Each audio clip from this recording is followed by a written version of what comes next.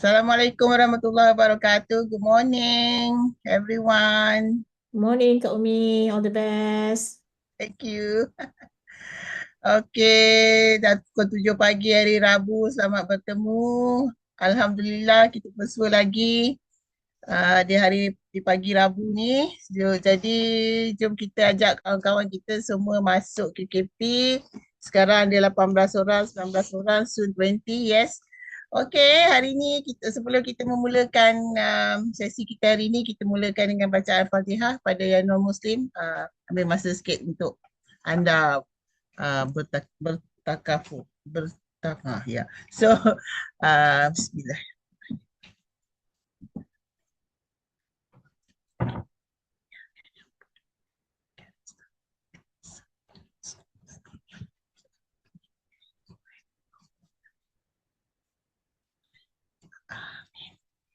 Okey, kita mulakan. Kita ada 22 orang. Kita ajak lagi kawan-kawan kita join. Hari ni topik yang sangat menarik. Stay sampai akhir sebab kita akan kisahkan, ceritakan bagaimana Redox membantu kita punya program menurunkan berat badan. Jadi sebelum kita ke sana, slide sangat little bit banyak, 20 slide. So I'm little bit express.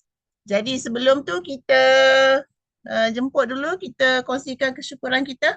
Silakan. Maijo, please. Silakan Maijo. Yes, good morning to you. Awesome to see you because you Okay. tengok kita memang slim. Oh, Tak slim yes. lah, maintain. Okay, Yes, Alhamdulillah. alright. Semalam saya terlambat sebab banyak sangat urusan. Tapi hari ini betul-betul 1 minit sebelum kita dah ready sebab kita betul-betul energetic and your topic is really fantastic. Itu related dengan kita betul-betul. Okay, kita nak lawa, kita nak sehat, mesti Muslim. Betul tak? Tapi Betul. RSM punya water really helps. Okay, itu saja kesyukuran saya, Kak Umi. Alright, thank you. Thank you Maijo. Maintain, okay. Alright, terima kasih. Seterusnya silakan.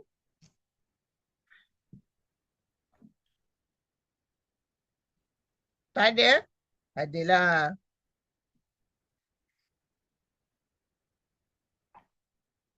Assalamualaikum Kak Umi. Hai Di. Hai. Apa tu, bersyukur jugalah. Semalam ada Zoom call dengan my Redox user. So, he actually baru habis 1 botol Redox sahaja. And Alhamdulillah feedback yang sangat memberansangkan bila dia kata selama ni kalau dia tidur, dia kena bangun 4 ke 5 kali satu malam, waktu malam. Tapi after taking Redox, dia kata dia bangun tu lesser. Kadang-kadang tak bangun langsung, kadang-kadang only one time. So that's quite an improvement jugalah untuk 8 hari punya journey kan. Yeah. And talking about weight loss today, dia punya mak, I think she started dengan Redox pun because of the mother. Dia beli untuk the parents tapi dia sendiri tak pakai initially. Tapi bila the mother keep on saying yang orang puji mak dia dah slim down, nampak glowing and what not. Wow. Barulah dia macam like, mak aku dah muda, macam nampak muda, kenapa lah I nak kena left out kan. And then so she's taking Redox because she's also obese as well. So semalam bila dibuat onboarding, I wasn't able to do onboarding awal-awal tu because my mother-in-law hospital tak dapat. So I cakap tak apa, start dulu, nanti I consult you. So semalam bila consult, dia dah ajarkan dia lah macam buat intermittent fasting. So alhamdulillah dengan ilmu-ilmu yang ada dekat HKP ni, I was able to applykan benda tu and kita boleh share dekat orang ramai juga, and how to be mindful and more aware about your well-being.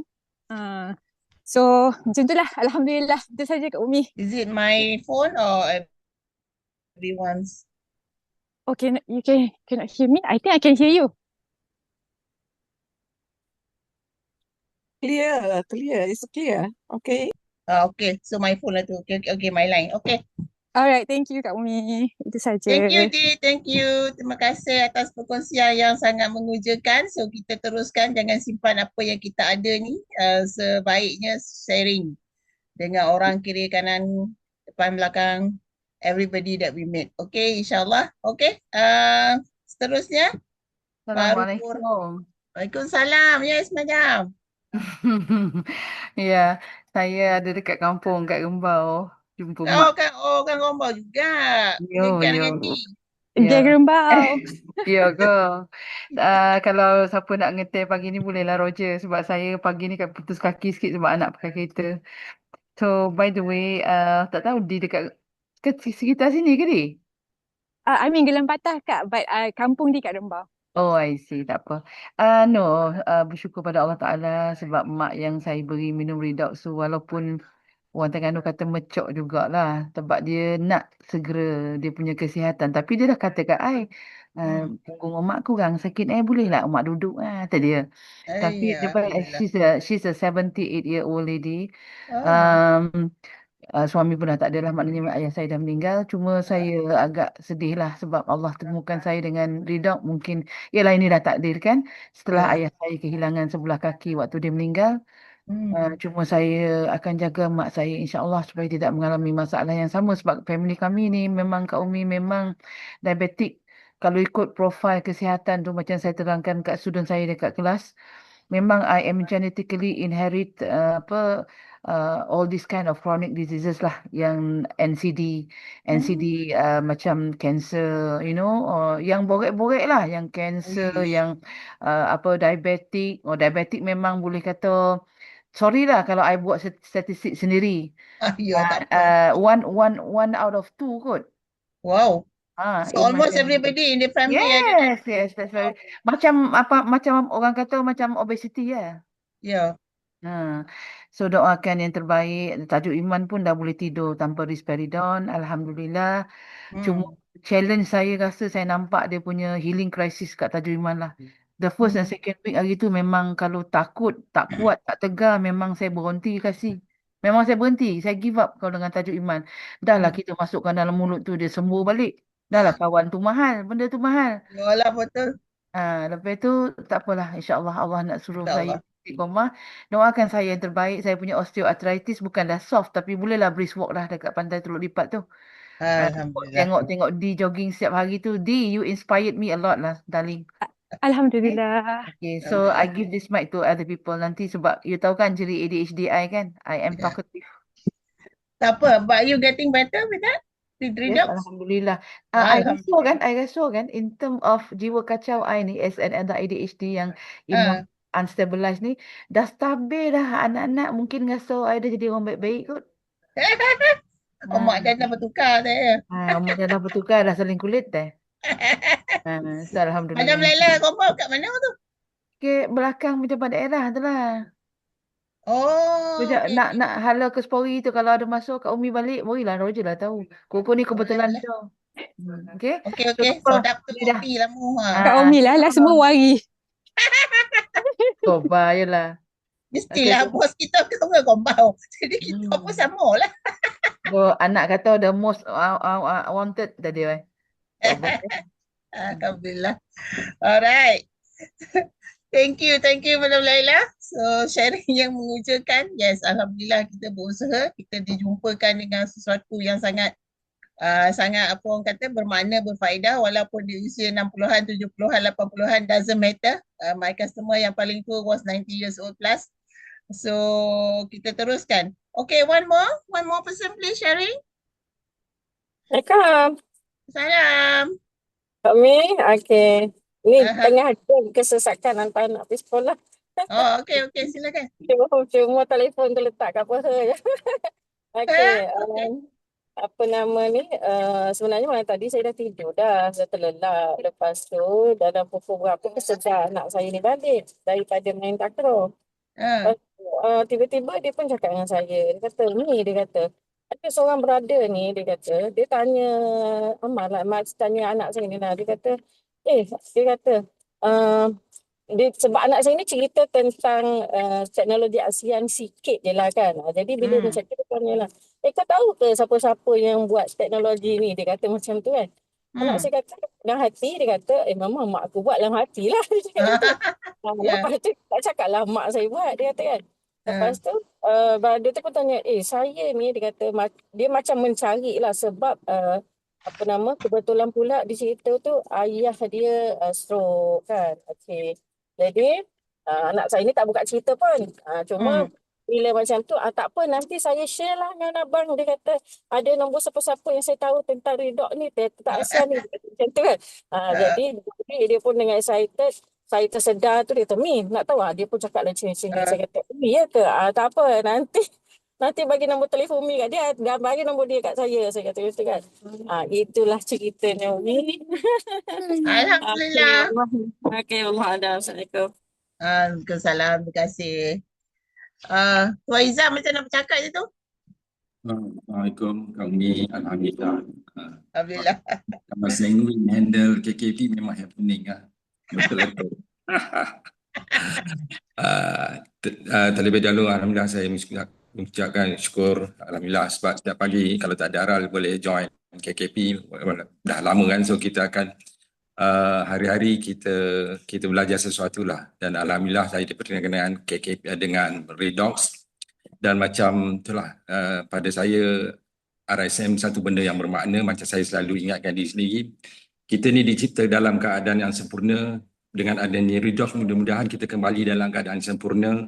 Maknanya, kalau yang ada diabetik, tak adalah kubur tempat lain, badan kita tempat lain. Kita pulangkan kembali dengan keadaan paling sempurna. So, sebab itulah sebenarnya kita sangat-sangat mengharap semua orang enjoy the benefit of this technology supaya sakit tu pasti. Tapi cara kita untuk tidak khianat anggota badan yang Allah cipta perfect daripada day one sampai sekarang, bila kita kembali dalam keadaan paling selesa, paling sempurna, itu yang saya teruja dan bangga ada boleh kita share produk RSM ni. Dan yang kedua ialah mungkin saya tak dengar salam takziah untuk Profesor Wardah sebab hari Senin kita bacakan Yasin untuk anak saudara dia punya husband kan. Semalam kita dengar dia dah pergi, semoga Allah merahmati meridai roh almarhum Ustaz Syarizal Safardin. Semoga Allah meredai dan merahmati roh beliau, dan semoga keluarga sebelah anak saudara Profesor Wardah bertabah mengenai kesulitan ini. Saya terima kasih. Terima kasih Tuan Izzam. Terima kasih Tuan Izzam. Alhamdulillah kita keep sharing, dan salam takziah untuk Wardah dan juga atas pemberian anak anda suami kepada anak buah Prof ya.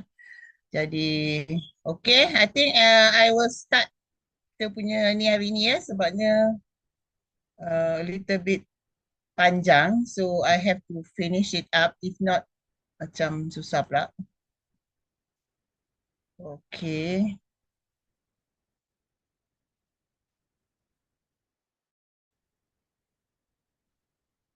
Ada nampak skrin? Nampak. Alright, Nampak, Kak. thank you. Thank you. Okay, actually topik ni first adalah I ambil daripada Simu Yati. Previously she made this slides untuk kita sharing semasa kita punya shape up dulu. I think 2023 maybe or something like that, yeah. So tapi I dah minta permission, and then I dah apa orang kata, buatkan dia kepada wajah baru supaya I selesa nak lebih ceria lah, sanguine kan, biasalah. So dia mana boleh tak ada warna-warni, dia kena mesti colourful. Alright. Jadi okay, hari ni kita nak story about Redox dan juga proses penurunan berat badan. Jadi kalau anda nampak kat sini, well, I'm not offending siapa-siapa ya. So ini adalah gambar, tapi tak dengarlah kata Kak Umi, no, because this is the reality. If you walk around sekarang ni, mana-mana you pergi, you akan nampak orang yang bersaiz begini lebih selalu kelihatan, bukan jarang-jarang satu. Mungkin 10 orang melintas depan you tu, 10 orang saiz ni. Mungkin seorang saiz begini. So ini adalah sesuatu yang sangat membimbangkan, because tak ada siapa yang nak jaga,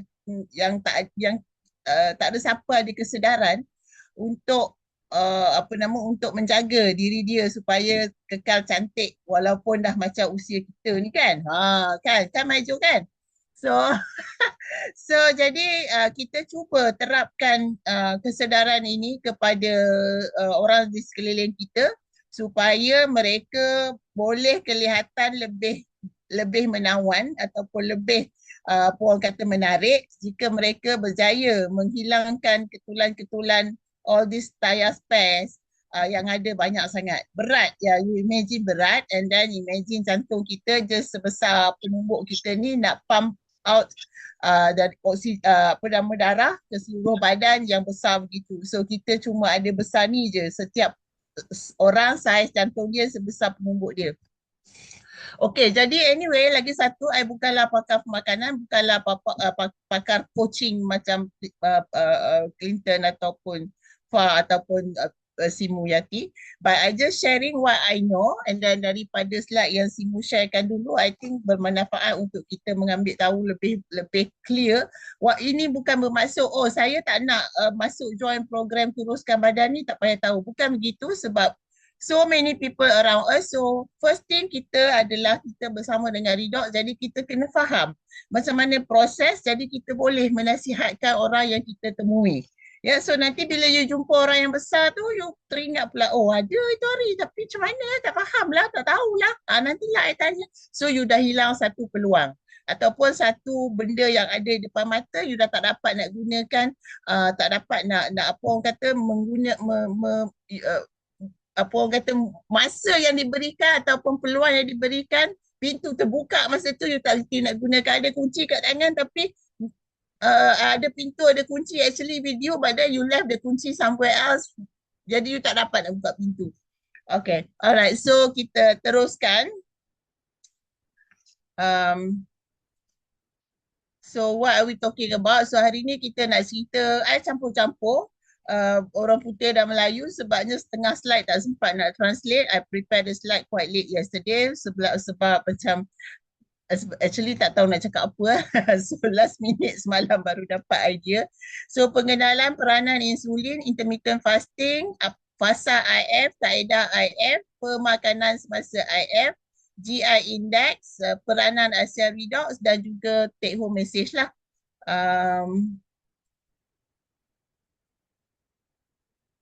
Okay, dan juga now we go to pengenalan lah. So obesity ni sangat kompleks, bukan sekadar teori kalori. Kalau dulu-dulu kita kalau nak cerita nak kuruskan badan, people will just go on makan sikit lebih senaman.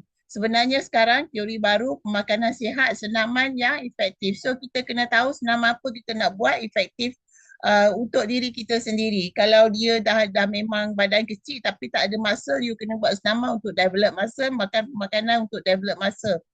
Dan juga fokus jumlah kalori dulu-dulu ya, bukan kualiti. Tapi sekarang kita tak fokus pada kalori, kita fokus kepada kualiti kalori dan bukan jumlah. Bermaksud kalau jumlah kalori ni satu cawan aiskrim, kalori dia dah berapa kan? Dah ribu-ribu ya. Madam Laila knows well about this. I tak berapa pandai about this all kalori.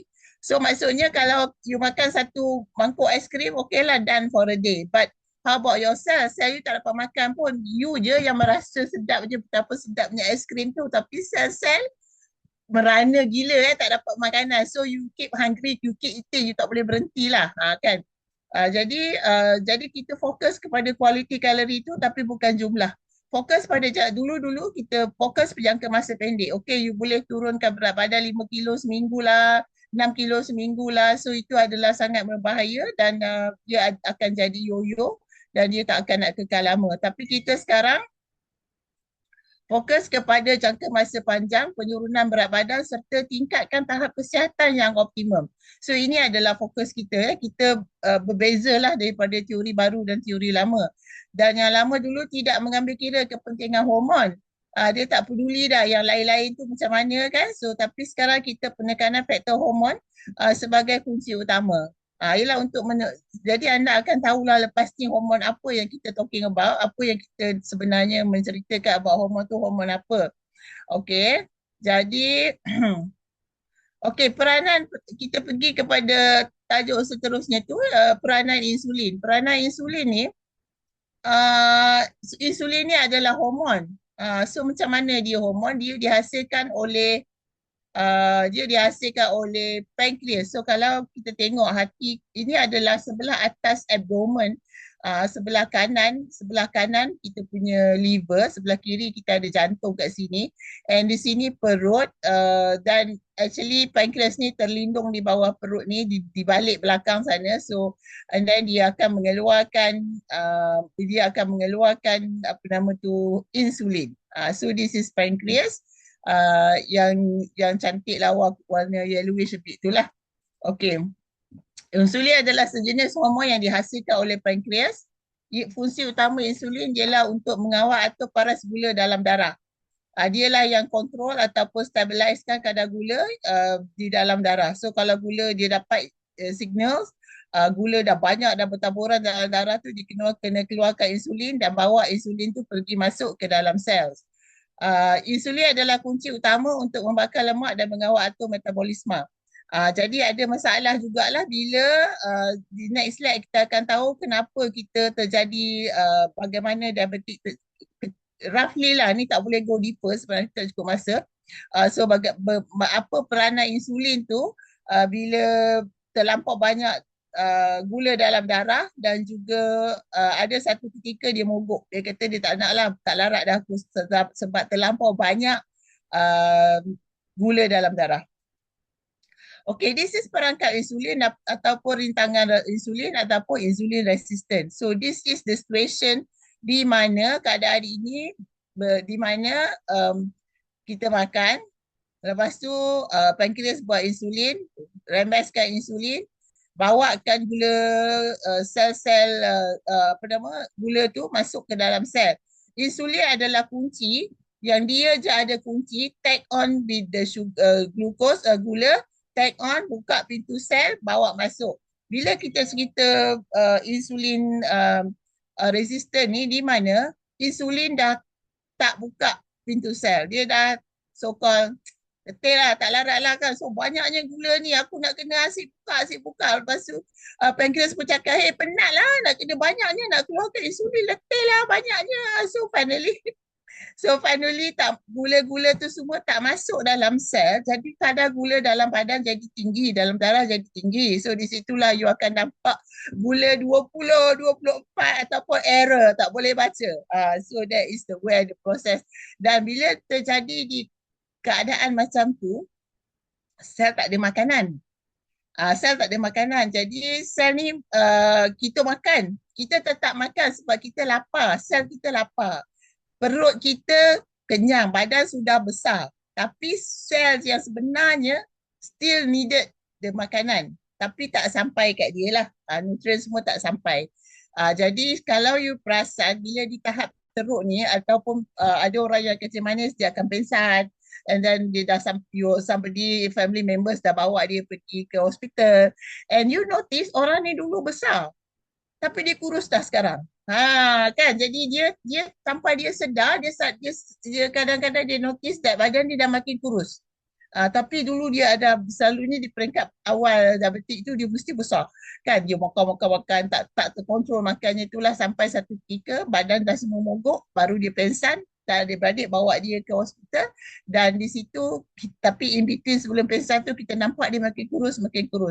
Tu sebab apa? Sebab badan dia dah memecahkan lemak sendiri, sebab apa yang dia makan tu tak berdapat kat dia.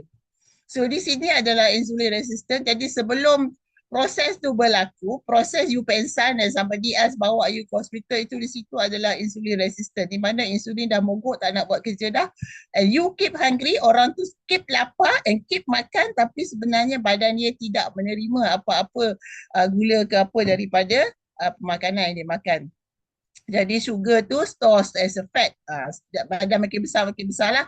Dan juga dia sentiasa letih, tak larat, sebab sugar dia tak ada, tak masuk kan. So dia letih, tak larat, tapi makan tapi letih, tak larat. So berpusing-pusing di situ. Jadi kita kena faham, jangan sampai di peringkat sampai di peringkat pankreas mogok. Itu sangat bahaya ya. Okey, salah satu cara yang dikenalkan untuk kita mengawal berat badan ni adalah intermittent fasting. So dulu kita kena faham dulu, sebab dulu Kak Umi sendiri sendiri pun walaupun I am a nurse, I kata apa, what are they talking about intermittent fasting? I understand that kita kena makan sarapan banyak. Kenapa this intermittent fasting nak kena makan pukul 11, pukul 12, pukul 1 tak makan? What's wrong? Itu I punya dulu sebelum I memahami apakah itu intermittent fasting, and I believe ramai lagi yang di keliling kita masih memegang teguh kepada Kellogg's punya falsafah. Breakfast is the king. Walaupun you tak perlu pun makan sebab you tak ada ataupun yang you makan semalam masih ada dalam badan, tapi you mesti berpegang teguh kepada Kellogg's punya falsafah. Breakfast is the king. You makan je lah kan. Jadi ini adalah satu apa orang kata perubahan ataupun penghijrahan kita punya pemikiran, kita punya minda supaya lebih memahami. Sebab bila kita tak faham, kita tak boleh nak ikut, minda kita tak terbuka. Dulu pun I sangat-sangat tidak faham. Jadi kita kena faham dulu sebelum kita menceritakan atau sharing dengan orang lain. So intermittent fasting atau puasa berselang-seli, apa benda tu tak tahulah. Ini kepada yang belum faham. Yang dah mengalami, yang dah buat, yes, no problem. Very good. Bagus, alhamdulillah. So ia adalah satu corak makanan yang menetapkan bila anda boleh makan dan bila anda perlu berpuasa. So dua stage je, makan dan puasa. Bukannya menetapkan apa jenis makanan yang boleh dimakan. So dia you just dua stage. Peringkat boleh makan, peringkat tak boleh makan. Dan semasa tempoh puasa tidak mengambil sebarang makanan. Semasa tempoh, I will go further a bit lepas ni. Semasa tempoh puasa tu, kita tak boleh makan apa-apa sekalipun. Kita masih boleh minum air kosong, teh atau kopi tanpa gula. Ada juga yang nak letak stevia ke apa, so that one controversial still. Ada yang kata stevia tu ada something, so I tak faham about that, so I don't really understand how stevia works and what is the product of those pemanis tanpa so-called tanpa kalori, so I tak tahu. So safe for us, even though when I do a few readings also semalam, selamat you tak letak apa-apa gula lah. Stevia gula tipu ke, gula betul ke, gula pemanis tipu ke, better don't. Lebih baik sebab kan, jadi kita lebih pasti, kita tahu sebab kita minum cuma air kosong, teh, kopi dan redox. Jangan lupa kan.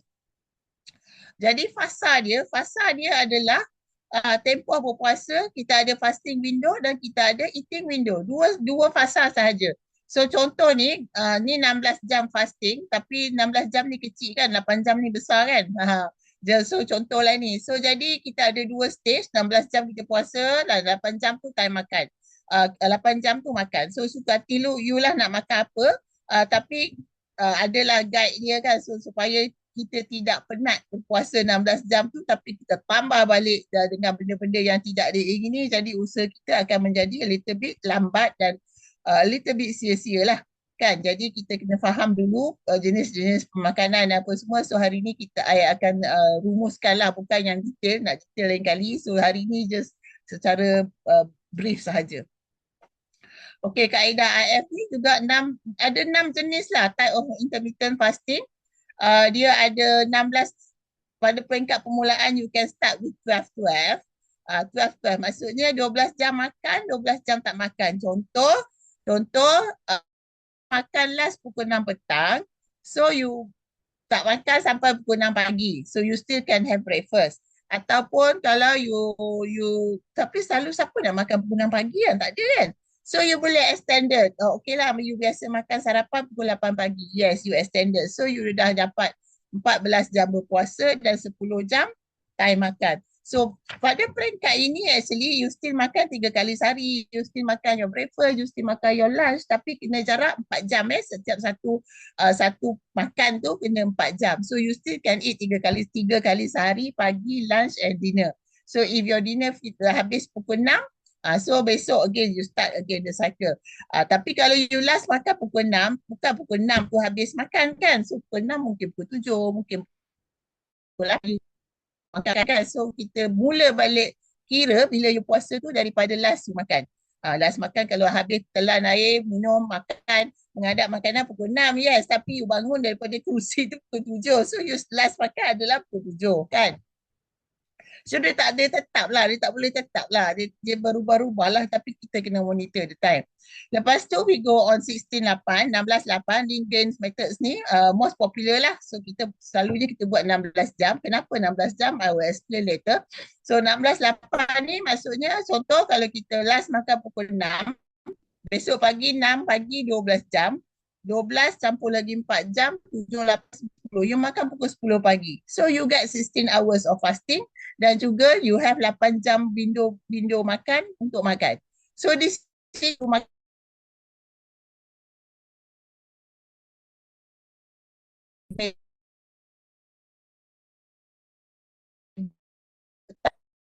lagi and dia juga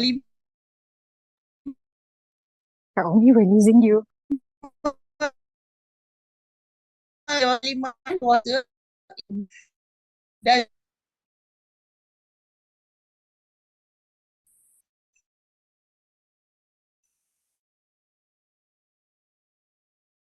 Hilang dah Kak Umi. dia juga Suara, spontaneous. suara dah tersekat ni. Suara? Kak Umi, Oh, tak ya clear. ke? Suara tu cuma. Internet. Sekejap. My internet. I think it's better now, Kak Umi. Betul lah? Okay. Kena jauh sikit phone ni semua. Okay, alright. Jadi warrior diet ni dia actually this warrior diet ni dia puasa for 20 jam tapi dia makan 4 jam, tapi masa makan 4 jam tu dia wall up whatever lah. So ini adalah dimulakan oleh created by Ori Hofmeckler yang dulu-dulu dia macam orang army dulu-dulu lah, pergi perang, di mana masa dah makan kan, dia makan je sikit-sikit apa yang ada je, dia punya ration tu apa yang ada, apa yang sempat. Tapi bila dah balik ke camp ke apa ke, masa tu dia makan. Tu ada juga, tapi macam huge lah kan, macam macam pedak je puasa 20 jam kan. Tapi ini adalah cara-cara lah, so kita can always Paul kata can always buat pembaikan. Okay. Jadi ini adalah antara-antara dan juga extended fasting ataupun water fasting. Ini menarik. Water fasting kita akan bincangkan lepas ni Okey. Fasa perubahan tenaga badan mengikut jam puasa. Okey, bila kita tak makan kosong hingga 4 jam, badan guna glukos daripada makanan terakhir. Katalah I last makan semalam pukul 8, langsung 4 jam sampai pukul 12 malam. So badan menggunakan glukosa daripada makanan terakhir. Selama 0 hingga 4 jam. Bila kita puasa 4 hingga 8 jam, paras gula dalam darah turun dan insulin mula merosot. So insulin dah kurang dah dalam badan sebab dia dah tak ada gula nak pergi hantar, nak pergi buka sel. Kan dia kunci.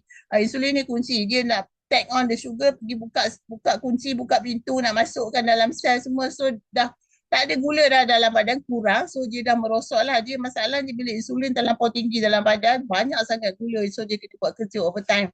8 hingga 12 jam simpanan gula glycogen dalam hati mula digunakan. Sebab dah tak ada gula dah. Yang bertaburan yang baru makan tu dah tak ada. Dia masalahnya glycogen ni tak digunakan dalam hati ni sebab yang baru makan ada banyak. Yang baru makan ada banyak. Masuk. Jadi yang lama tu makin besar. Guni beras makin besar dalam badan. 12 hingga 14 jam glycogen hampir habis. Badan mula memecahkan lemak tersimpan. Lipolysis untuk tenaga. Jadi that's why bila kita melakukan intermittent fasting, kita bagus melakukan 14 jam ke atas ataupun sampai ke tahap 16 jam. Pembakaran lemak kemuncak dan proses pembersihan sel autofagi mula aktif. Di sini pembersihan tu baru bermula bila kita tak makan 16 jam. Kalau boleh tambah sikit lagi, bagi dia sejam untuk makan segala apa benda ni. So 17 jam, 18 jam baru you makan semula. Kalau boleh. Tapi this proses semua bermula perlahan-lahan. Bukannya boleh, besoklah nak buat intermittent fasting. Tak, makan sampai 16 jam, aku pensan. No, tak boleh. So you kalau mulakan dengan 12 jam dulu. Hari ni last makan semalam pukul 8, pagi ni pukul 8 pagi. Besok okey je, tak lapar je. 10 pagi. Lusa okey je, tak lapar pun 12 tengah hari. Suka hatilah. Tapi adjust your time. Dan juga you tahu badan you macam mana. Dan lagi satu trik dia, bila perut you lapar, bila otak you kata lapar, actually dia tak cakap pun. aku lapar air ataupun aku lapar makan. So bila rasa lapar, minum dulu. Minum dulu. Bila minum selalunya you can last for another 1 hour. So now Kak Umi satu family, me and Mus and Aisyah, kita semua montel-montel. Okay, untuk pengetahuan semua, I successfully buat IF ni dulu-dulu in 2022. Berjaya daripada 78 sampai 61 kilo. Tapi my kelemahan dalam masa 3 tahun tak jaga. Enjoy makan. So dalam masa 3 tahun naik balik 10 kilo. So my last weight, I kata tak boleh jadi. So my last weight 10 kilo lebih lah. So last weight was 74 bulan 6 hari tu. Sebelum kami satu keluarga decided untuk memulakan. So lebih mudah lah. Sebab ni kalau tak orang lain makan, aku tengok aku pun makan sama kan. So it's difficult. So Mus was like 100 and berapa lah, besar lah, 106 ke apa. So now dah jadi 97. Aisyah, my daughter was like 94? No, 94 or 96, something like that. So now dah tinggal 86. So jadi my daughter dia kata, Mama, I feel hungry but I minum 1 cup or 1 glass can last another hour. So dia dah buat up to 40 jam, something like that. So macam tu. So bila kita rasa lapar, kita minum. Sebab otak tak kata pun aku nak makan, tapi dia cuma sampaikan message tu lapar. Jadi lapar it could be dahaga, it could be makan. So if you choose makan, too bad. Tapi sebenarnya dia kata aku tak minta pun makanan, air cukup lah kan. So you pandai-pandai lah di situ Okay, extended fasting, puasa air. Apa benda yang dikatakan puasa air? Dia adalah tidak mengambil sebarang makanan untuk tempoh masa melebihi 24 jam. Dia lebih daripada 24 jam dia tak makan. Sebenarnya sangat okey dan kita siapa yang dah biasa buat intermittent fasting dan kita tahu dalam grup kita ni dah buat ni sampai 70 jam lah, 100 jam lah kan. So tapi mesti dimulakan dengan langkah pertama lepas 24 jam dulu. Okey, lepas tu biasanya 24 hingga 72 jam kita ada champion dalam grup kita ni. Kita ada Tuan Izam, kita ada Baijo, kita ada Bonda. Siapa lagi yang selalu melakukan 72 jam, 100 jam. Wow, I belum sampai 48 jam pun. So memang boleh dilakukan ya. So hanya minum redox, air kosong, air garam ataupun minuman tiada kalori seperti teh, kopi tanpa gula. So dia minum je ya. So dan juga konsep berbeza daripada AF dan puasa-puasa yang lain lah. So kenapa berbeza? Sebab kita akan tengok the breakdown nanti bila kita melakukan extended fasting ni ataupun puasa air ni, sesuatu miracle terjadi dalam badan kita. Kita memang tak sedar tapi sebenarnya if you look at Bonda, dia melakukan regularly setiap bulan 72 jam, setiap bulan 72 jam is memang wonderful dan memang sangat mengujakan dia punya apa yang berlaku dalam badan kita ya. So apa tu berlaku sebenarnya? Bila kita tak makan je 12 jam, magic sudah bermula. Keajaiban dah bermula dalam badan. Ini cakap Om Putih sebab tak sempat nak translate. Growth hormone production ramp up. Jadi boosting fat burning dan muscle repair naturally. Fat burning dah mula-mula lah, sikit-sikit mula-mula dah So bila 12 jam ni dan growth hormone tu dah banyak. So bila growth hormone ada, dia nak buat masa dan benda-benda lain lah. Okay, 18 jam, bila you tak makan 18 jam, clean up crew arrive. Dia ada crew dia ada housekeeping punya crew untuk mencuci. Upacara spring cleaning So autophagy bermula. Autophagy ni sel-sel mati semua clearing up. Mati, keluarkan. Jangan simpan dalam badan, dia merosakkan. So which means the body is naturally eating that cells, reducing cancer risk and it's like taking the trash out. Housekeeping, clearing up, spring cleaning. Ini bila 18 jam. Okay. Bila 24 jam, switching to premium fuel. So di sini, the body shift to fat burning producing ketones for better energy and brain function. So kita bermula dengan minyak petrol ataupun kereta diesel, minyak diesel, kita upgrade Daripada diesel dah pakai petrol, daripada petrol dah pakai premium petrol yang kapal terbang ni pakai tu. Kan jadi di sini bila kita 24 jam, something happen in your body and it is amazing. So lepas 24 jam switching to premium fuel, so inflammation drops, gut heals, kita punya inflammation ni sebenarnya kita tak nampak tau. Dia adalah sesuatu proses yang berlaku dalam sel kita, dalam badan kita.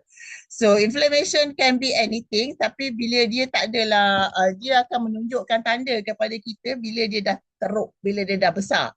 Tapi kalau kita pergi buat DNA dengan dulu yang kita cerita dengan Dr. Sabri tu, you boleh check sebelum you start redox, your inflammation macam mana. Dan selepas you minum redox for a few months, you can check your inflammation rate macam mana.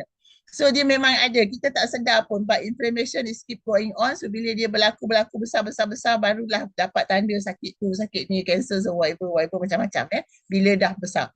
And the gut heal, lepas tu kita punya usus pun menjadi lebih baik, dia makin sihat, new brain cell terbentuk. Bila kita start full kepada ketone ni tadi, brain cell akan bertambah baik.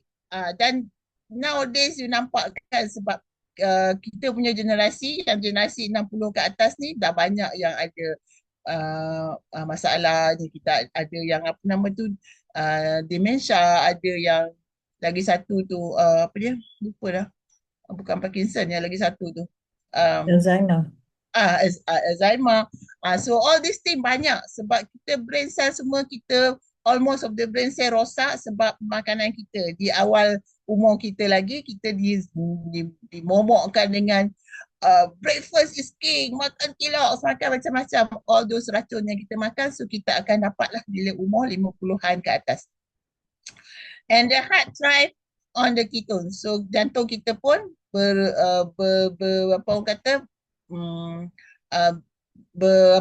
berfungsi dengan daripada all these ketones lah. So maksudnya kita ada special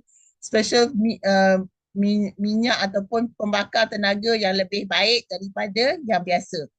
Okey, bila dah sampai 47 sampai 42 jam, badan kita ni stem cell production increase. Kita pembuatan sel-sel kita ni, production kita ni jadi sihat semula, increase, bertambah baik, leading to accelerated repair and regeneration. Accelerated repair, so apa benda masalah semua dah repair, semua dah regenerate, semua dah rejuvenate. This is the real magic. So now faham? Sekarang pukul berapa? Pukul 7.42. Boleh berehat sekejap kalau nak bercakap-cakap. Pun penat dah bercakap. Boleh nak share ke apa ke? Kak Umi, ni Maijo. Ya. Kak Umi, nak tanya kalau orang yang kurus tu, dia boleh buat boleh jalankan fasting tu, intermittent fasting, boleh? Boleh. Dia kena fokus kepada build up muscle. Pemakanan yang dia ambil lain, dia bukan macam kita. Kita at the moment yang badan besar, kita avoid makanan-makanan tak sihat. Jadi orang yang dah kurus tapi apa dia nak buat, dia adalah kena dia fokus kepada nak tukarkan premium fuel ni supaya badan dia lebih sampai ke tahap yang ni accelerated dengan regeneration ni. Kalaupun dia buat once a month macam kita punya bonda, so dia akan sentiasa sihat dan masa dia ada banyak masa. Setengah orang badan kecil, masa tak ada. Jadi masa tu yang penting. Jadi you kena fokus kepada developing muscle. Apa you kena buat, maybe you kena pergi exercise, certain exercise semualah. Okay. Alright. Assalamualaikum Umi. Ya, hai. Bunda. Bunda nak share pengalaman. Pengalaman adalah ilmu yang hakiki. Okey. Yes, correct. Sejak 3 hari bulan 6, Bunda berada di kampung di Sumatera Barat yang terkenal dengan kuliner yang sangat hebat. Jadi selama di kampung, Bunda tidak sangat langgar cara makan Bunda sebelum ni sebab ada je orang pagi-pagi dah hantar lontong lah, nanti ajak makan ke sana, makan ke sini, lepas isyak pun dah makan juga. Jadi Bunda 2 bulan tu langgar betul-betul cara makan Bunda yang dulu tu. Terjadilah penurunan kesihatan yang memang sangat mengkhawatirkan jugalah sebab Bunda dah rasa sering krem kaki, kaki, bangun ya. tidur sakit ini, sakit itu, kepala Hmm. pening. Akhirnya Bunda discuss, kebetulan ada anak saudara juga, dia doktor, discuss. Akhirnya dapatlah kesimpulan bahawa Bunda dah melanggar cara makan, pilihan makanan, sehingga tubuh Bunda tak boleh bertoleransi. Memang kerana kita dah lama melakukan IF, Ya. berat badan tak berapa naik. Tapi kepenurunan kesihatan tadi, kesegaran, kecergasan tu menurun betul-betul. Jadi Bunda sadar, Bunda pilih, sebab makanan kita pun tak boleh nak pilih. Makanan semua sedap-sedap je tapi tak sihat. Ya, Makan betul. makanan sihat. Jadi mulai hari ini Bunda akan kembali ke Malaysia cepat supaya boleh lakukan balik cara hidup seperti biasa. Jadi Ya. kesimpulannya Bunda dah melakukan IF sebelum Bunda kena redox. Dan Ya. setelah redox kesihatan memang sangat meningkat, Yes. sampai eczema pun habis. Kemudian bila langgar makan, walaupun ada redox, tetap penurunan kesihatan terjadi. Itulah pengalaman yang nak Bunda share pagi ni. Okay, Umi. Assalamualaikum. Thank you Bonda, sangat berharga. Ya, jadi kita tahu badan kita macam mana bila kita melanggar benda-benda ni. Seperti another Coach Clinton kan, kita tahu Coach Clinton dulu dia berapa, badan dia macam mana, sekarang macam mana. So bila dia sampai peringkat, menjawab juga pertanyaan Maido tadi, bila kita sampai peringkat yang kita melakukan sepanjang masa, kita tahu dah, kita automatik, kita tahu dah badan kita macam mana, kita tahu makanan yang baik untuk kita apa. So kita sendiri boleh adjust, kita dah macam automatik tengok makanan tu, tak boleh lah. So kita tahu apa kita nak makan dan kita tahu menggayakan lah. Jadi untuk sehari-harian tu kita tahu nak menggayakan makanan yang macam mana kita nak ambil. Okay. Seterusnya, pemakanan semasa IF. Okay, ni important, sangat penting. Apa yang kita nak makan, apa yang digalakkan makan, apa yang rasanya tak payahlah makan kan, sebab tak payahlah sekejap kan. Okey. Tiada sekatan jenis makanan yang terlalu ekstrim, tetapi disiplin dan masa adalah kunci utama.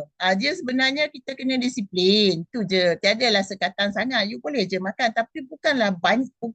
Contoh kalau you dah pingin sangat nak makan aiskrim, makanlah 1 spoon ataupun 2 spoon, janganlah you hadap semangkuk. Kalau durian menggoda-goda depan mata, makanlah setakat 2 ulas, boleh. Janganlah sampai 2 biji kan. Jadi benda-benda ni kita adjust sendiri.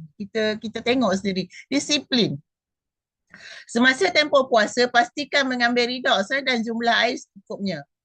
Kenapa nak ambil redox nanti I explain. So, dan juga jumlah air secukupnya. Daripada Coach Clinton, dia bagi tahu, dia kata kalau dia dah buat program ni banyak kan, dia kata kalau orang tu pun tak makan, dia buat extended fasting for 3 days 72 hours pun, dia penurunan berat badan dia berbeza daripada orang yang makan, yang minum redox. Orang yang tak ambil redox, plain dia buat 72 jam, dan juga perbezaan antara orang yang ambil redox buat 72 jam, you will see the weight, pengurangan berat badan dia berapa, sebab pembakaran lemak dia lebih. Dia dalam aktiviti dalam badan dia, pembakaran lemak dia berlaku dengan lebih hebat daripada orang yang tak minum redox. Apa yang boleh dicampurkan dengan air semasa window, semasa fasting window tu, limau nipis boleh, kasturi, lemon, cuka apple ataupun kopi dan teh tanpa gula. Bolehlah yang ni, sebab that's why as I say, I tak nak kata yang boleh makan stevia ke apa benda, some sorts of ada gula, artificial sugar, sebab I tak faham dengan how it works, sebab dia ada dia punya pharmaceutical punya thing, so I tak reti and I tak faham. So to me, I better don't take anything So tidak dibenarkan tahu gula pasir ke, madu ke, susu ke, krema ke, pemanis tiruan berkalori tinggi seperti maltodextrin, setengah stevia tulen dibenarkan dalam kualiti sangat sedikit, tetapi elakkan jika boleh. So this is what the book says lah Okay, formula kita makan, bila kita makan semasa window makan, semasa period yang kita boleh makan, kita kena pakai formula diet suku-suku separuh. Suku-suku separuh. So maksudnya dalam pinggan kita lebih sayur, buah-buahan dan sayur-sayuran lah. So all this lah, letaklah dalam pinggan you, the more lebih banyak warna-warni lebih baik, sebab makanan sayur-sayuran, buah-buahan yang berwarna-warni tinggi dalam antioksidan kan. So make it warna-warni, not only green. Letaklah colourful, tomato, carrot tu semua berwarna-warni. and dan juga hijau-hijau, so campur semua. Dan kita suku karbohidrat. Karbohidrat tak semestinya roti, tak semestinya nasi. You have choices of bijirin. Kan, dan lepas ni you kena tahu pula nak pilih karbohidrat ni apa. Kena faham apa, dan lepas ni lah akan ceritakan. Sebab dah tak adalah maksudnya, oh tu Kak Umi kata suku-suku separuh letaklah nasi suku. Banyak tu nasi suku kan. But dangerous. So better choose karbohidrat yang betul. Dan juga protein suku. So suku protein, suku karbohidrat, dan setengah adalah sayur dan buah-buahan. So that is what the meaning of suku-suku separuh. Dan juga sebelum kita decide nak ambil apa kita punya karbohidrat dan juga pemilihan pemakanan lah, so kita kena faham glycemic index. Apa pula glycemic index ni? Jadi apa dia glycemic index? So kita kena mengenali makanan yang kita makan tu, dia punya proses, dia punya dalam badan tu cepat ke lambat ke macam mana, sebab kita kena tahu glycemic index dia. Apakah glycemic index? Dia berskala 0 sampai 100 bagi makanan karbohidrat berdasarkan kecepatan dan kenaikan paras gula dalam darah meningkat berbanding glukos tulen. Glukos tulen ni GI dia 100%. GI dia 100. Over 100 lah maksudnya. Full mark 100. Glukos tulen ni apa? Siapa tahu glukos tulen ni apa? Tak tahu Gula Dia dah dipecahkan menjadi monosaccharide glukos, glukolin. Glukolin tu adalah glukos tulen. Kalau dulu-dulu zaman I kecil-kecil dulu, I school runner. My family members, adik-beradik, ramai yang school runner lah, wakil Perak lah, wakil Malaysia atau wakil tak tahu apalah. Tapi I wakil sekolah je lah sebab badan comel montai. So tapi school runner still. So sebelum nak lari tu, apa cikgu you selalu buat? Dia akan bagi you minum air gula, air glukos. Glukolin tu, minum. Ataupun tak sempat minum, letak je atas tangan, masuk, lepas tu lari. Kan, so Yang serbuk tu Kak Umi. Okay. Glukolin tu, lepas tu, sapu minyak kuda lah, kan. So this is sebabnya dia bagi you tenaga, boost up, lari macam tu lah. So all this pemakanan dibandingkan dengan glukolin dengan gula tulen tadi. So yang gula tulen ni 100, jadi yang lain ni ada dia punya bacaan lah. I will show you lepas ni. Makanan yang cepat hadam boleh menyebabkan lonjakan gula darah yang pantas. Gula dalam darah pantas lah. So bila you makan sesuatu yang dia cepat lah, dia cepat hadam, lepas tu gula pun keluar, lepas tu habis. Jadi makanan macam ni macam you cepat lapar lah, dia habis dah, lepas tu you lapar lagi kan. Jadi itulah dia punya kenapa tak boleh ambil tu. Kan, jadi dia akan meningkatkan you punya glukos. Sebab bila dia dah habis, lapar lagi, nak lagi kan. So, jadi kita kena cuba elakkan makanan yang GI dia rendah. Yang GI dia tinggi. So kita ambil makanan yang GI dia rendah, jadi kita kena tahulah apa bendanya. Manakala makanan yang lambat menghasilkan kenaikan gula dikategorikan sebagai rendah GI. Okay, I tak sempat nak go through one by one ni, you tengok sendirilah, and then you can take picture, snap from here lah. So glycemic index, low GI tu kita kategorikan less than 55, medium tu 56 sampai 69, tinggi tu adalah more than 70. Kita tengok yang tinggi je lah. Bagel ni, roti bagel ni, semua suka sangat roti ni, 103. White bread 100. Taco shell 97. Oatmeal 87. Siapa yang kata makan oatmeal sihat tu? Baked potatoes 85. Muesli 80. So baru kita tahu hari ni lepas tu watermelon, buah-buahan pula. Buah-buahan yang tinggi watermelon. So yang selamat apple. Kita kata apple hijau kan. So 38 je. Grapefruit 25. Pernah tak dengar orang kata kalau nak diet makan grapefruit. Grapefruit tu rasanya dah lah satu macam kan. Macam mana nak makan? So makanlah apple, sedap je kan. Vegetable, sayuran pun you kena pilih. Dairy product, apa dia? Aiskrim 61. Tu sebabnya lepas semangkuk aiskrim nak lagi. Kan? Jadi protein daripada kacang-kacang ni pun you tahu. So kita selalu ambil chickpeas 47. Chickpeas boleh ganti nasi. I selalu makan chickpeas dan juga kacang ni. So you tengoklah di sini you boleh pilih. White rice 64. Whole wheat bread 71. Ya. So di sini you tahu apa. Okay? Dah screenshot? Tuan Mujahidin. Saya nak tanya ke? Tak ada Okay. Lepas tu kenali beras. Kita orang Asia. Orang Melayu. Orang Melayu. Ada je orang Asia yang tak makan nasi kan. Tapi kita ni orang Melayu. Dia tak boleh hidup kalau tak dapat nasi. Dia akan kata aku tak makan nasi sehari aku matilah. Sebenarnya dia dia dah lakukan ke atau minda dia je yang kata? Minda dia je yang kata kan? Boleh je kalau dia nak buat. Tapi minda tu tolong kita kena clearkan sikit. Minda kita sangat important. Kita sebenarnya berperang dengan minda kita je. Kita tak berperang dengan orang lain pun. Kita berperang dengan diri sendiri je. Jadi kalau yang kata aku tak boleh makan nasi, aku kalau tak makan nasi aku jadi macam ni. So you tengok dulu apa nasi yang you boleh ambil. Kalau beras perang ni dia punya GI 50 hingga 55, beras putih 70 hingga 80 beras jasmin 68 sampai 80. Beras merah 55, basmati 50 sampai 58, beras hitam 42 hingga 45. So you pilih lah yang mana yang you rasa better. Kalau yang kata tak boleh tak makan nasi, tapi boleh. Sebenarnya boleh. Tak percaya cuba sendiri. I sampai hari ni dah tak tahu dah berapa lama. Last makan kat kenduri rumah Sifu. Itu je lah kan. Dah makan kenduri kenalah makan kan. Anyway kita announce that day as a cheat day. Jadi Sabtu, Ahad, Isnin, Selasa, Rabu. 4 hari lah tak makan nasi. Elok je hidupnya. Bos. Kan? Okay. Peranan redox.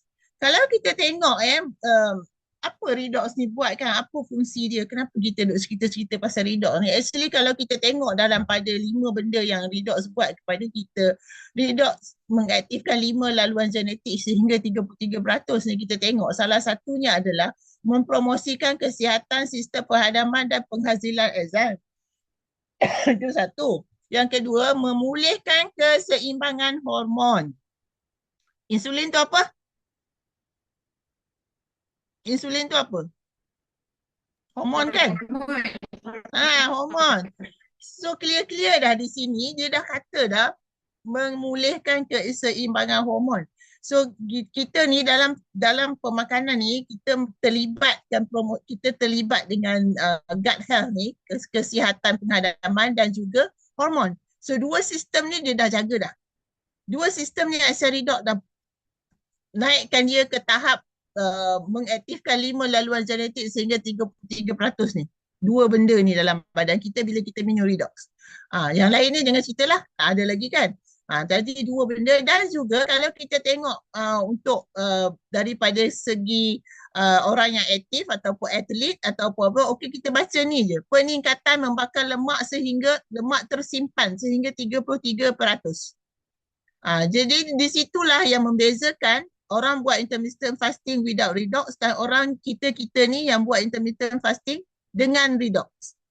Jadi dia sangat berbeza. Kita 33% ekstra pembakaran lemak. Jadi best tak? Bagus kan? Best gila. Yes. Okay. So bagaimana redox membantu dalam penurunan berat badan? Redox ni, reduction oxidation ni balance regulate cellular energy dan metabolism lah. Dah 7.58 sekejap lagi 2 slide ke 3 slide. Excess weight dan nutrient overload disrupt this balance causing oxidative stress that impairs fat burning lah. So bila oxidative stress ni banyak, bila ni tak balance. So yang penting ni kita kena balance. Bila kita minum redox ni dia masuk dalam badan, dia balance kan. Dia pergi balance kan hemostasis kita. So bila kita balance, dia stable lah. Sebab bila tak balance, excess weight ni dia ada banyak nutrient overload disrupt this balance. Dia kacau. Causing oxidative stress dan fat burning ni kacau lah. Dan juga insulin function. Insulin akan jadi kacau, insulin pening. Alah aku tak habis dan pankreas pun pening. Apa pasal nak kena buat keluar banyak sangat insulin ni? Penatlah aku tak berehat-rehat. Kan, jadi itu kita tak nak dengar. Semalam my daughter cakap, kawan dia cakap mak dia sudah cancer pancreas. Doktor kata 6 bulan. And the mother pula pandai refuse chemo. So bertemu-temu, berlaga-laga lah kat situ kan. So begitulah, bila kita tak ada kesedaran, tak ada pengetahuan, jadi macam ni lah ya. Successful weight loss, restore redox equilibrium, boost metabolic aspiration, and increase antioxidant defense like glutathione.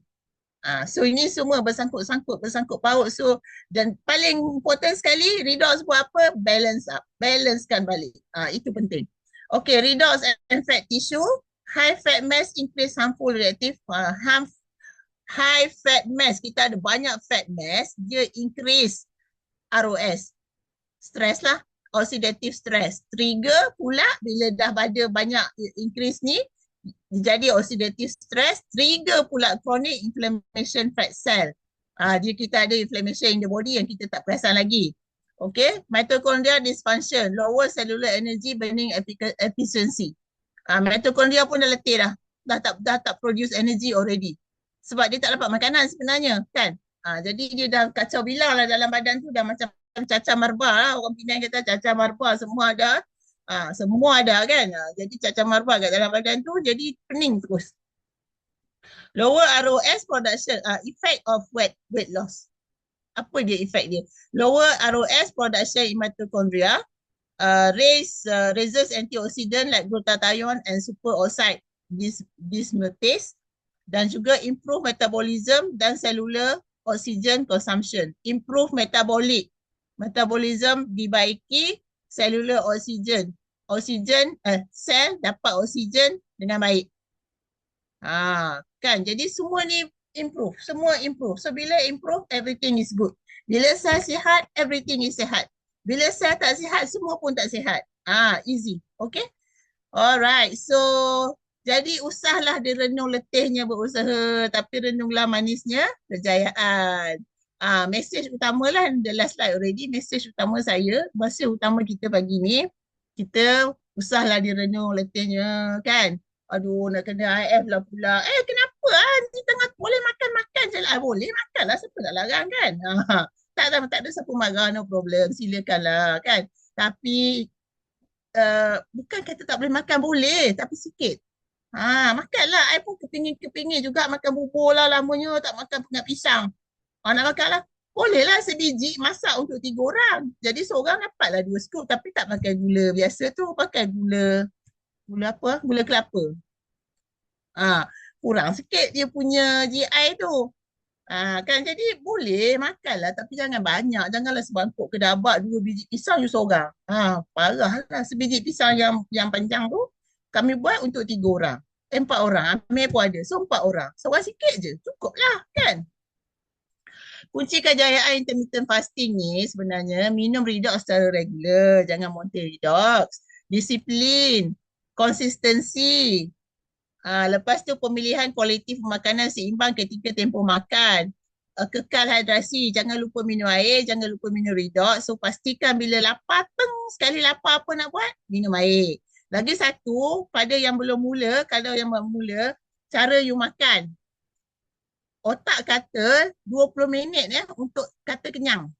83 minit.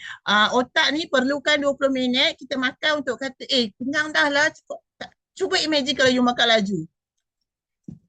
Ni, nasi dalam mulut banyak lagi ni. Belum kunyah dah lah. Kunyah tak kunyah betul. Kunyah pelan kan. Tangan sudah ready dah for the next one. That is cara-cara orang makan biasa lah kan. Tapi kita tak ada kesedaran tu. Cuba kita kena ada kesedaran. So 20 minit, you bayangkan 20 minit berapa pinggan dia boleh habis. Tambah kan. Tapi kalau you makan, kita ikutlah contoh, you tak belajar lagi lah ni. Tak tahulah suku-suku separuh ke apa ke, macam biasa je lah. Macam biasa lah you bubur nasi. You bubur lauk-lauk ke ataupun you shadok-shadok ke, tapi you makan perlahan. Kunyah, kita dalam Islam pun kata, Nabi kata kunyah berapa kali? 44 kali kan? Kunyah. Lambat ke perlahan? Lama kan? By the time nasi you tak habis lagi, you pun dah kata kenyang lah. Kan? Sebab 20 minit. You pun makan kunyah. Nak habis ke sepinggan ni pun tak lalu lah. Dah? Di situ treat dia yang pertama. So bila you makan laju, memang tak boleh berhenti. Selagi tak 20 minit, you tak akan berhenti. Lepas tu duduk sandar. Apa faedahnya kan? Okay. Aktiviti regular, kita kena tahulah aktiviti apa yang kita buat lah. Brisk walk ke, pergi gym ke, walking kat rumah ke, apa benda tu, treadmill sendiri kat rumah ke, apa-apalah. Tapi regular. Biasa kena buat. Bukan hari ni buat, minggu depan pula baru buat. Tak berapa elok lah. Bukanlah kata tak boleh, boleh je. Kurang lah sikit kan. Jadi semua benda ni kita kena, apa orang kata, rancang, kita buatkan kita punya rutin. Kalau dia kata tak boleh lah, sibuk lah jaga cucu. Okey lah cucu, jaga cucu, you aktiviti lah. Ajaklah cucu berlari sekali. Kalau boleh lari, you kejar lah dia kan. Okey. Pergilah garden, taman kat rumah ke apa, berlarilah kat situ kan. Cukup tidur. Ni penting lah, cukup tidur dan cukup rehat. Sebab bila you tak cukup tidur, you memang cepat lapar. Sebabnya dah stres lah tu. Itu dah sampai peringkat stres. Yang dalam badan you dah memang stres sebab tak cukup rehat. Okay, dan listen to your body lah. Ada yang kata, you lapar lah, gini, tak tahan lah. You tahulah diri you sendiri, you tahu macam mana lah. Kurang tidur, ngantuk lah, tidur lah. Oh, dahaga lah, minum lah. Lagi satu, jangan ambil lapar tu sebagai urgency. Dia bukanlah sesuatu urgency. Lapar tu just rasa yang biasa. Lagi satu cabaran dia, bila orang makan, you ada. Keep yourself busy, buat satu kerja ke apa. So memang masa I cuti sebulan, I duduk di rumah, ya Allah, I nak buat apa ni kan. Teringatlah makan. Tapi try not tu lah, pergilah keluar, tengok garden ke apa ke kan. Jadi buat sesuatu, penuhkan masa. Dugaan pula, I kerja malam kat tempat kerja, kawan I makan Maggi, aduh, bau dia menyusuk-nyusuk lebar hidung kan. I terpaksalah keluar bilik, pergilah tempat lain, pergilah tengok-tengok apa benda yang patut kan. Dugaan lah tu semua, tapi you jangan treat lapar tu macam urgency, macam kerja masak subuh lah, lapar, cari sesuatu, makan. So tak ada, you minum je air, dia akan settle. Ataupun kalau tak tahan, banyak sangat orang makan depan you, pergilah tempat lain. Okay, jadi terakhir dah ni, the best time to start was yesterday. Tapi the next best time is today. Thank you for choosing a healthier future. Okay, pada yang dah buat keputusan dan pada yang dah belajar sesuatu hari ini, one day your current self will thank you for the decision you make today. Ni lah. Yang montan-montan ni tadi cakap thank you to my teen. Boleh pun jadi macam ni kan. For showing me that a healthier, lighter me is possible. So kita memang ada history dalam grup kita pun. Orang yang berat 150 dah jadi sekarang berat dia 51 rasanya. Berapa tahun dah tu? Dari tahun 2022 something like that. Sampai sekarang berat dia 51. So, okay, dah habis dah. Alhamdulillah. Ada mungkin 2-3 minit untuk sesiapa-siapa nak sharing something ke apa. Sebab kita pun ada sesuatu nak buat pukul 8.30 ni. Jadi, ada siapa nak sharing? Sekejap, sikit. Kak Umi, I bukan nak share something. I tak sompek nak ambil gambar. You punya third slide, last third slide tu. Yang apa tadi? Can I have your last third slide? Ya. Oh, lemak kita. Kejap. Mana boleh dek Mana boleh kan? Last third. Last third yang 2, 3 ni ya? Ni ke? Ya. Tolong bosan. Boleh nak nyalin lah. Sebab apa? Setakat yang I buat ni, setakat yang I ikut ni as a nutrition lecturer, ilmu yang you kongsi ni memang sangat berharga bagi I, and ada benda yang I tak tahu. Sorry, frankly speaking, I tak malu nak cakap. Ada benda yang I tak tahu. Ni dapat yang I tak berapa tahu ni. Lepas tu satu lagi. Lepas tu ada satu lagi yang gambar botol tadi. Gambar botol lah. Okay, kejap. I want to convince my customer, my going to be client. Okay, fine.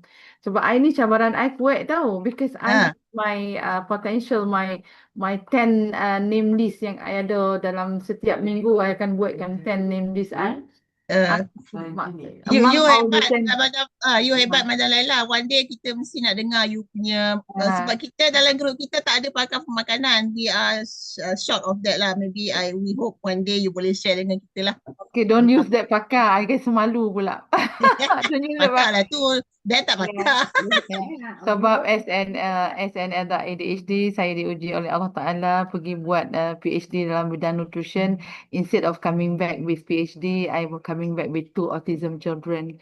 Dari segi situ Allah, bukan nak kata Allah tanpa saya, tapi Allah nak ingatkan saya bahawa Allah beri dua anugerah yang this is my big why for my Asia punya journey, actually my 2 autism children yang sekarang ni dah growing up into 20 and 23 years old son, tapi adult yang Allah kata bila kita tengok tu hati kita sayu lah. Yalah. Okay. So I'm so sorry. I tak boleh sebut my 2 son because they are my big why. Tak apa Madam Laila. There is orang kata rezeki Allah bagi kepada kita tak sama. Jadi sabarlah So bila I tengok balik, I come back without a PhD, I rasa macam aku ni bodoh ke? Tapi bila I dah dapat tahu I am adult ADHD yang tak boleh nak accumulate all the material menjadi satu thesis, tapi saya rasa sangat bersyukur. Sebab tu saya kata, saya tak nak cakap dengan anak saya because I tengok dia growing up into 23. Kalau you tengok Tajuk Iman sekarang, dia punya lengan tu penuh dengan parut dan darah sebab dia mencederakan diri sendiri. He injured himself. Tapi Alhamdulillah Kak, dengan air mata I dah rasa dah check yang I dapat Friday tu, I dah dapat yang 2,000 above. I pun dah dapat. I pun dah dapat. Lepas tu I punya this coming Friday is going to be 900 something. Jadi I rasa macam dulu I menangis because am I making a right decision nak pension 1 bulan 9 ni, tapi I dapat majikan baru 3 months before my pension. Alhamdulillah. Yes. So sebab okay, thank you Tapi before I let you go, bila you buat sesuatu kerana Allah, kerana amanah yang Allah berikan kepada you, Alhamdulillah, insya-Allah ada jalan keluar. Yes. Betul. Alhamdulillah. Thank you Madam Laila. Yes. Okay. So I think one last one, then we can close. I stop sharing Kak Umi. Saya. Hari tu ingat tak Prof Farida ada kongsikan yang video Dr. J pasal inflammations tu. So I would recommend siapa yang belum tengok, dia sangat-sangatlah recommend untuk tengok sebab dia adalah intervention cardiologist, sangat-sangat relate dengan apa yang Kak Umi bincangkan pada hari ni. Sebab macam hari ni is a weight loss, doktor tu pun memang menyarankan intermittent fasting. Sebab dia kata kita manusia, kita dicipta untuk feast and fast. Bukannya feasting saja, tapi zaman moden sekarang manusia hanya feasting sahaja, dia cakap.